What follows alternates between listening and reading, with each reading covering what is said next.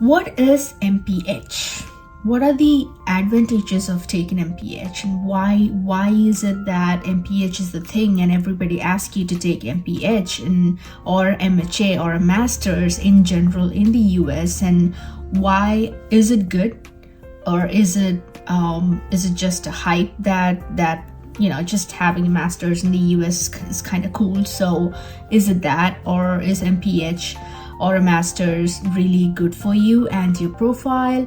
If yes, how does it help you build your profile, and what are the job opportunities that you could have after you complete your master's program? So these are the questions that I keep getting on my LinkedIn and my Instagram and on my Facebook messengers. Like, people ask me, because I have done an MPH, people ask me these questions pretty often, so I thought I'll just make a video so that you know why.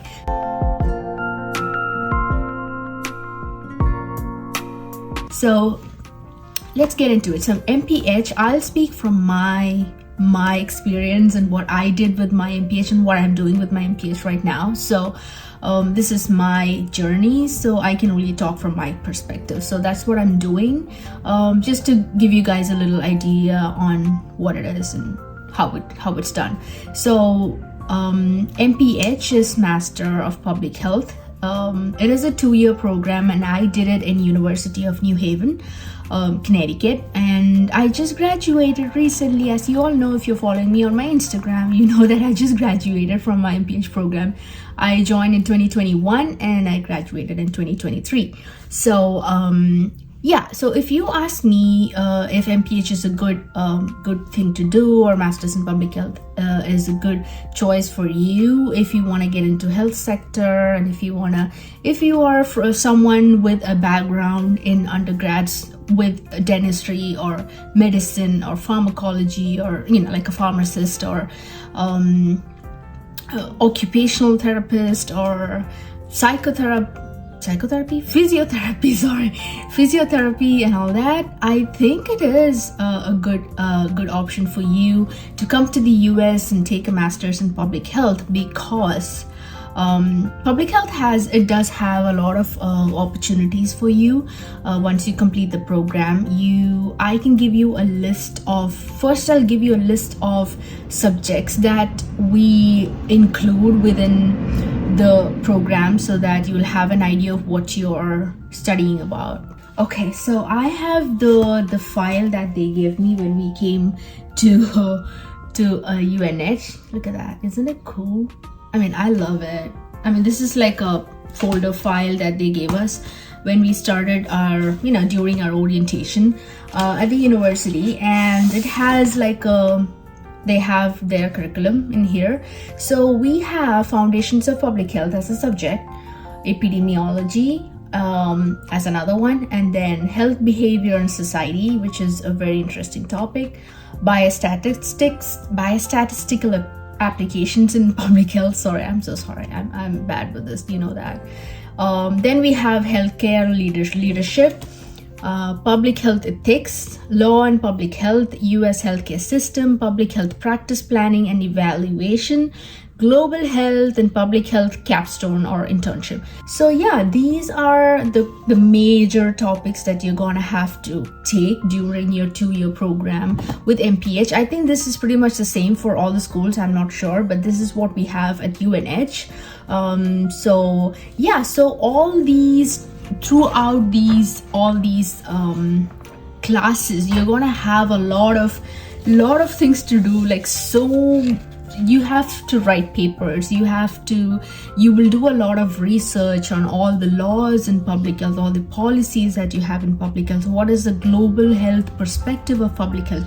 How do you combine and collaborate all the health sectors to come together, and what are the different levels of healthcare? What are the different levels of emergency preparedness that for in case of an emergency or a harsh climatic conditions and stuff like that, which is pretty common in the US. So you learn a lot. And more than that, writing papers and submitting papers which is like 10 to 15 pages long, you have to like come out with presentations of those papers, and you have to present it in the class, and you will be exposed with a lot of opportunities where you can talk. You have to be active in the class because you have participation points, and there are so many things. There are so many assignments where you have like group assignments, you would have assignments that you do by yourself. So all that kind of really helps you to build your skills, your public speaking skills. It'll just literally train you to get more confident with the way you talk, and also the way you project your ideas, and it brings in a lot of cultural perspective to your learning. Because you are interacting with a variety of different people from different backgrounds and different languages and different countries and entirely different beliefs as yours, and so you really literally learn to integrate all that into your decision making, and it will really help you with your personal and professional growth. So I think MPH is a cool degree, is a cool program to go to. And so once that's over, you have a lot of opportunities. I'm pretty much everywhere to get involved with the university matters. You can be a student, you can be a president in the student body. Of course, you have to like work for it, but you have a lot of opportunities. That's what I'm saying. So it literally shapes you into a better person, to changes your perspective and gives you a broader, like a bird's eye view of what health care is. Okay, so coming to what after MPH. So after you complete your MPH, you have so many job opportunities in the US. Honestly, if you just go on Indeed, you can apply for pretty much anything, man, because healthcare is huge, and there are so many levels of sections where you can work with. You can work, if you're interested in epidemiology, you can work as an epidemiologist, and there are options to work as an infection preventionist. That's another. I'll just give you some job titles that you can work under. Okay. Oh, I forgot to mention this to you guys. So while you do your master's in public health, you have an opportunity to get an internship. So internship is something that you do outside of the university. You can go outside to any private practice or a community health center or anywhere which is like a health center based healthcare based setting. You can go there and get an internship. It can be a paid internship or an unpaid one. You can go because it is part of your curriculum and it gives you grades. People around here, they know that, oh, these kids, like these students from a master's program, they're going to come to you for an internship. So they know that there is a position like that. So if you apply for internships, you're going to get into an internship as pretty much anything. You can be a patient care coordinator, which is the most common, I think, job title when it comes to an internship.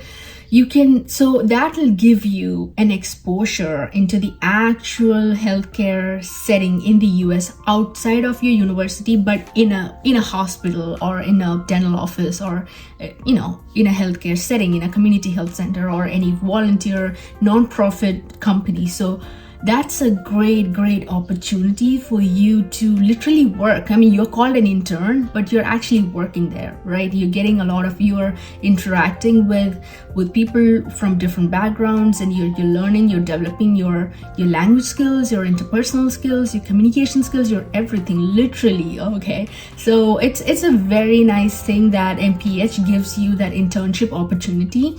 And if you get a paid one, well and good, right? Like I got a paid one, like because I wanted to do something related to dentistry.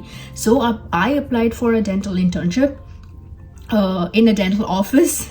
So I wanted to work there, manage with the patients and appointments and all that documentation, how insurance works. Like insurance is like a huge thing, network in the US, which is kind of a little tricky to navigate, so you will have to learn all that if you want to practice in the US and all that after that. So insurance is something that you have to learn. You have to learn the nuances of insurance and how insurance companies work and how the plans work. So all of this to say that having that internship opportunity really helps you with knowing what you're gonna face once you are out of the program. So take advantage of that. So, and now I'll talk about what are the opportunities. I'll just give you few names of some of the job titles that you can look for. You can go with LinkedIn, you can go with Indeed or any other platform that helps you find jobs, and you're gonna pretty much find MPH jobs like anywhere, because MPH is so huge. You have so many opportunities. I mean, you can work as an epidemiologist if you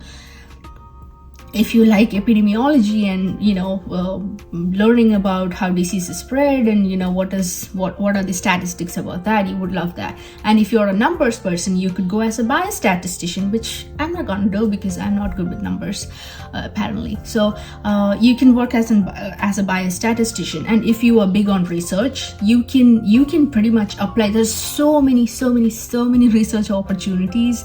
You can work as a research assistant with a professor. Another advantage is that you have Yale School of Medicine here. Like, you have Yale in like 10 minutes from UNH.